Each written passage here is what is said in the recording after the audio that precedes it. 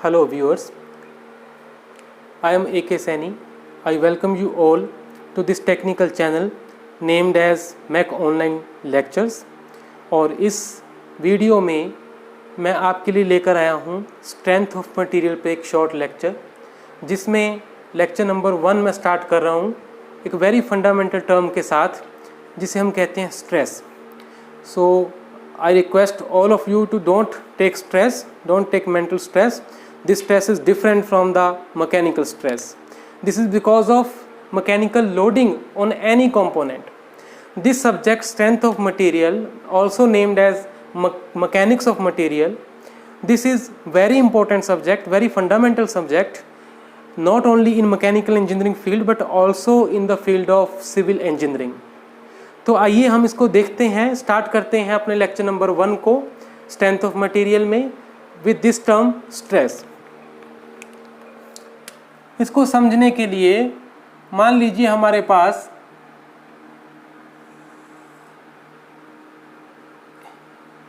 एक रॉड है किसी मटेरियल की बनी हुई, या एक बार है, स्ट्रिप है, जिसकी एक कुछ लेंथ है, और along the longitudinal axis,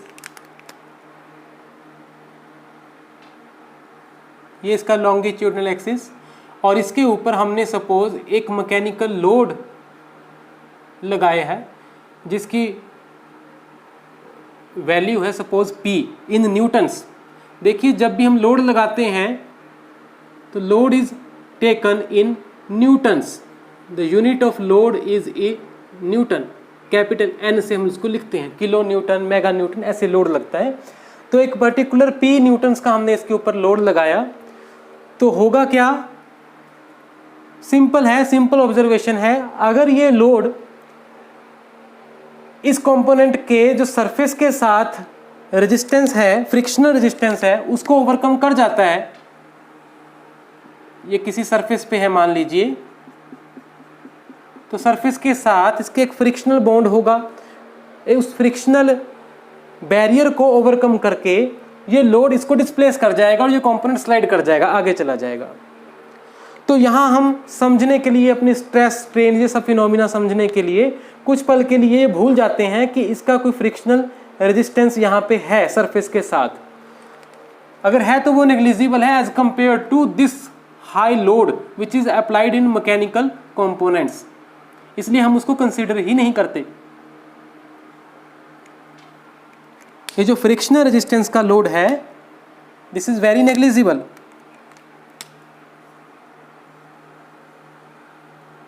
as compare to this externally applied load. तो देखिए ये जो हमने इसके ऊपर एक लोड लगाया है, क्योंकि ये लोड आउटवर्ड डायरेक्शन में है तो हम अभी तो कुछ नहीं कह सकते ये टेंसाइल नेचर का है कि कंप्रेसिव नेचर का है. ये इसको स्लाइड करके ले जाएगा. अब अगर सपोज इस कंपोनेंट को मैं इसका लेफ्ट सरफेस होल्ड कर देता हूं, रिजिडली फिक्स कर देते हैं किस सरफेस को, मान लीजिए दीवार के साथ, या इसको पकड़ लिया, इसको फिक्स कर दिया. फिक्स करने का मतलब है कि हमने इसकी स्लाइडिंग मूवमेंट जो है due to the application of load उसको रिस्ट्रिक्ट कर दिया. हम नहीं चाहते ये आगे की तरफ मूव करे, लेकिन लोड तो अभी भी इसके ऊपर लगा है. The effect of that externally applied load is now to elongate this bar, to elongate this component. इसलिए हम कहते हैं कि ये टेंसाइल लोड है.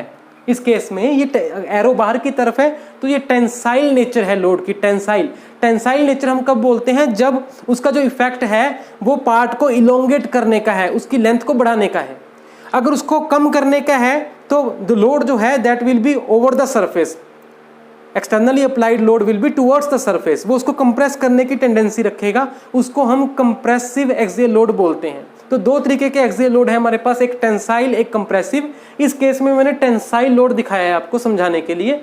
तो जैसे जब हमने इसको लोड लगाया और लेफ्ट सरफेस को मैंने होल्ड कर दिया, तो अब क्या होगा,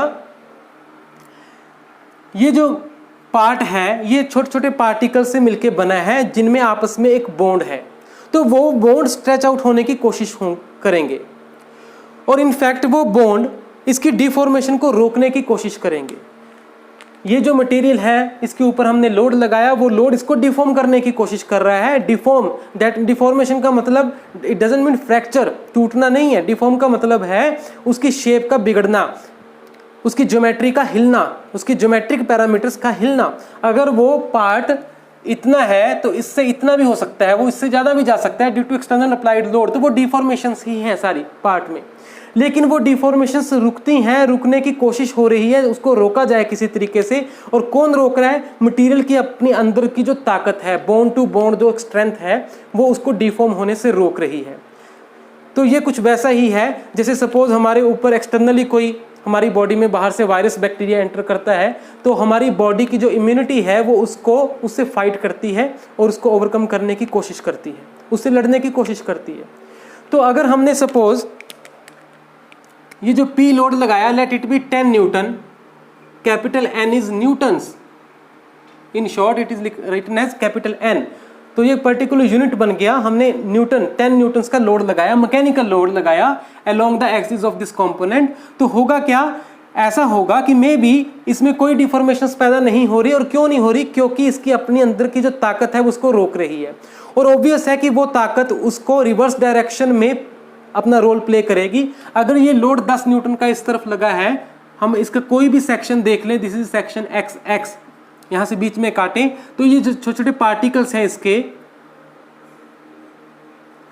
तो ये इसको इस तरह से 10 न्यूटन को ओवरकम करने की कोशिश कर रहे हैं। और होगा ये कि कोई डिफॉर्मेशन नहीं हो रही, क्योंकि 10 न्यूटन का हमने बाहर से इस तरफ फोर्स लगाया और 10 न्यूटन का फोर्स उसके अंदर से जनरेट हो गया, जिसको हम कहेंगे resistive force, and that is nothing but internal resistance of the material, internal resistance of material against external load on the material। जो बाहर से लोड मटेरियल पे लग रहा है उसके प्रति उसकी इंटरनल रेजिस्टेंस है जो उसको काउंटर करने की कोशिश कर रही है। और अगर 10 न्यूटन का लोड लगा तो टोटल 10 न्यूटन की रेजिस्टेंस पैदा हो गई, देखिए, और वो मटेरियल सेफ रह गया। जैसे वायरस हमारे शरीर में एंटर किया तो हमें 1-2 दिन के लिए बुखार हुआ, उसके बाद बिना मेडिसिन के हम ठीक हो गए। इसका मतलब ये हुआ कि जितनी उसकी इंटेंसिटी थी एक्सटर्नल जो वायरस हमारे ऊपर अटैक किया, उतनी ही इंटेंसिटी की रेजिस्टेंस हमारी बॉडी ने जनरेट कर दी, प्रोड्यूस कर दी, जिसको हम इम्यूनिटी बोलते हैं। और अगर वो वायरस थोड़ा सा और हैवी था तो हो सकता है हमें 3-4 दिन लगे, 2 दिन नहीं, हमें थोड़े से 1-2 दिन ज़्यादा लगे, लेकिन हम बिना मेडिसिन के अपने आप ठीक हो गए। और यूजुअली ऐसा होता है। तो that is because of immunity, that is internal resistance of the material, internal resistance of the body.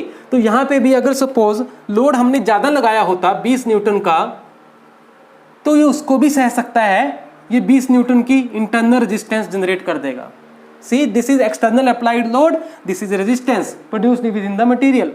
तो अगर ये सपोज आपने 50 न्यूटन का फोर्स लगाया तो यहाँ पे 50 न्यूटन की इंटरनल रेजिस्टेंस पैदा हो गई।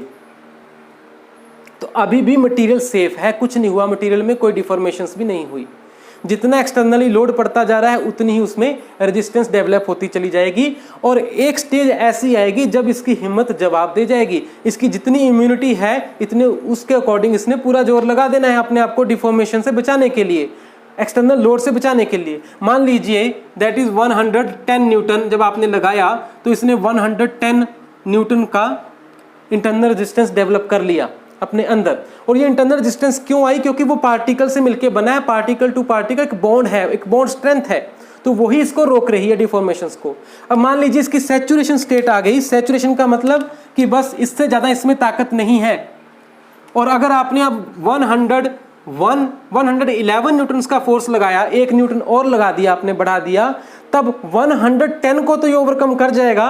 बाकी बचा जो 1 न्यूटन है सरप्लस 1 न्यूटन, वो इसको डिफॉर्म कर जाएगा।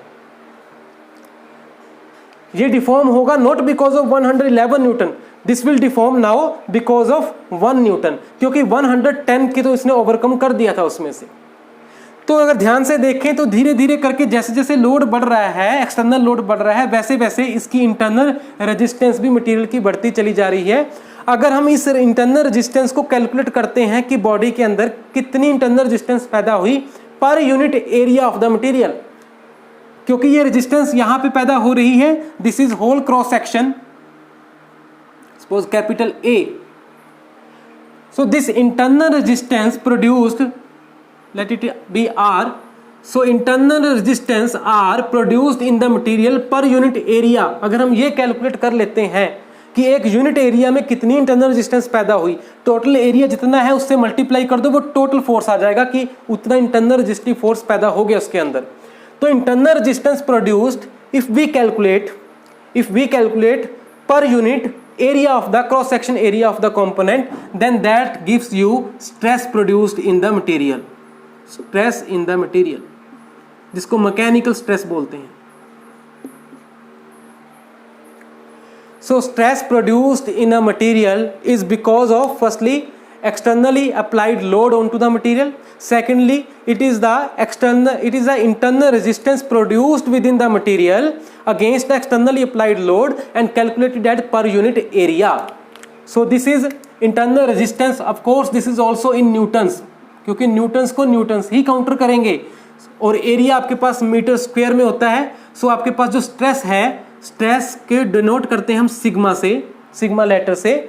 सो sigma is the stress produced in a material and its unit is newton per metre square, जिसको हम पास्कल भी बोलते हैं, पास्कल, PASCAL, और शॉर्ट में P कैपिटल A स्मॉल।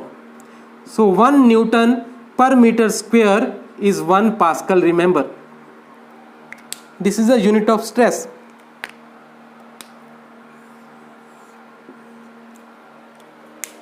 सो इस टेक्निकल फंडामेंटल को समझने में एक गलती जो आमतौर पे स्टूडेंट्स करते हैं वो ये है कि जब भी हम मटेरियल में स्ट्रेस को कैलकुलेट करते हैं तो हम लेते हैं stress is load upon area. किसी से अगर हम पूछें कि what is stress produced in a material, how you calculate it, तो वो कहते हैं कि स्ट्रेस है लोड अपॉन एरिया, जितना लोड लगाया पर unit area, that is the stress. नहीं, ऐसा बिल्कुल भी नहीं है। Fundamentally this definition is wrong. Stress is not load upon area, stress is internal resistance produced in the material per unit area. So मैं इस इंपॉर्टेंट लाइन को दोबारा से रिपीट कर रहा हूं, stress is internal resistance produced in a material per unit area, it is not the external load per unit area। हाँ, वो बात अलग है कि जब एक्सटर्नली लोड मटेरियल पे पड़ रहा है 10 न्यूटन का, तो उसके अंदर 10 न्यूटन की ही रेजिस्टेंस पैदा हो रही है। तो अगर आपने उस स्टेज पे इसकी स्ट्रेस कैलकुलेट करनी है तो आप क्या करोगे, 10 न्यूटन बाई इस एरिया, और वो 10 न्यूटन क्या है, एक्सटर्नल अप्लाइड लोड। तो इसलिए कैलकुलेशंस में हम external applied load upon area कर लेते हैं, बट इसका मतलब ये नहीं है कि externally applied load upon area is the stress. No, stress is the internal resistance produced in the material per unit area. अब स्ट्रेस कब तक पैदा होगी, स्ट्रेस 110 न्यूटन तक पैदा हो रही है, क्योंकि तब तक मटेरियल ने पूरा जोर लगाया है। उसके बाद जब 111 न्यूटन लगाया तो एक्स्ट्रा 1 न्यूटन उसको डिफॉर्म कर गया मटेरियल को, उसने उसमें स्ट्रेस जनरेट नहीं की। सो इसलिए जो आपने इसमें लोड लगाया है कंपोनेंट में 110 न्यूटन तक का, वही उसमें स्ट्रेस दे रहा है। स्ट्रेस धीरे धीरे बढ़ती चली जा रही है। स्ट्रेस इज प्रोपोर्शनल, ये जो स्ट्रेस मटेरियल में इंड्यूस हो रही है, प्रोड्यूस हो रही है, that is proportional to external load on the material. जैसे जैसे लोड बढ़ता चला जाएगा स्ट्रेस बढ़ती चली जाएगी, क्योंकि इंटरनल रेजिस्टेंस उतनी कॉरस्पॉन्डिंगली बढ़ती चली जाएगी। एरिया तो कांस्टेंट है, बट इंटरनली जो डेवलप हो रही है रेजिस्टेंस मटेरियल की, वो बढ़ती चली जाएगी। सो सेकंड थिंग, जब ये स्ट्रेस बढ़ते बढ़ते बढ़ते एक स्टेज पर आ जाएगी, जब इसकी सैचुरेशन स्टेट आ गई, उसके बाद इसमें और इम्यूनिटी नहीं है अपने अंदर इंटरनल रेजिस्टेंस पैदा करने की, ताकि वो एक्सटर्नल लोड को काउंटर कर सके। वही जो अल्टीमेट वैल्यू है उसी को हम इन जनरल बोलते हैं strength of the material. Stress की वो मैक्सिमम वैल्यू जो वो मटेरियल के अंदर पैदा हो सकती है, क्योंकि ये डिपेंड करती है मटेरियल की प्रॉपर्टी के ऊपर। मटेरियल किस चीज़ का बना है, उसकी क्या मैकेनिकल प्रॉपर्टीज़ हैं, ये उस चीज़ पे डिपेंड करता है कि उसकी स्ट्रेंथ कितनी है। स्ट्रेंथ का मतलब है उसकी ताकत, उसकी लास्ट स्टेज क्या है उसके अंदर इम्यूनिटी डेवलप होने की, उसकी स्ट्रेस, लास्ट स्ट्रेस उसमें कितनी जा सकती है मैक्सिमम, वही स्ट्रेंथ है। So maximum stress which can be produced in a material by application of external load on to it, that is strength of the material. उसी को हम स्ट्रेंथ बोलते हैं। तो यहाँ एक बात तो हमें क्लियर होती है कि जब भी हम मटेरियल के ऊपर लोड लगाएंगे जो कि हमारा एक मैकेनिकल कंपोनेंट है, किसी प्रैक्टिकल एप्लीकेशन में हम उसको ले जा रहे हैं, उसके ऊपर लोड लगा रहे हैं, फॉर एग्जांपल एक क्रेन हुक है जिसके ऊपर आपने कई टनों की एक बकेट को लटकाना है, तो उस हैवी वेट क्रेन हुक को उसके ऊपर जो आप लोड लगाओगे वो स्ट्रेंथ से काफ़ी कम होगा, अदरवाइज वो परमानेंटली डिफॉर्म हो जाएगा, वो काम का नहीं रहेगा कंपोनेंट। तो जो हम उसके ऊपर लोड लगाते हैं वो सारा एक पर्टिकुलर लिमिट में होता है, स्ट्रेंथ से बहुत नीचे होता है, 10, 20, 30, 50 सपोज इसी जोन में वो रह रहा है, यहाँ तक एक्सट्रीम जोन तक वो नहीं जाएगा, because otherwise that extreme load will completely fail the mechanical component, जो हम नहीं चाहते। हम चाहते हैं जो हमने कंपोनेंट बनाया वो सालों साल चले। So this is stress phenomena, how stress is produced in a material, and the unit of stress is Pascal or Newton per meter square in SI units. So thank you for this lecture. Keep watching this channel, keep following this channel. For further videos please subscribe the channel. और हम आगे discuss करेंगे strain phenomena और stress strain relationships, और particularly मुझे एक request जो आई है वो है स्ट्रेस स्ट्रेन कर्व, तो उसमें इलास्टिक प्लास्टिक डिफॉर्मेशंस, ये सब कॉन्सेप्ट्स को हम नेक्स्ट लेक्चर्स में डिस्कस करेंगे। Thank you very much.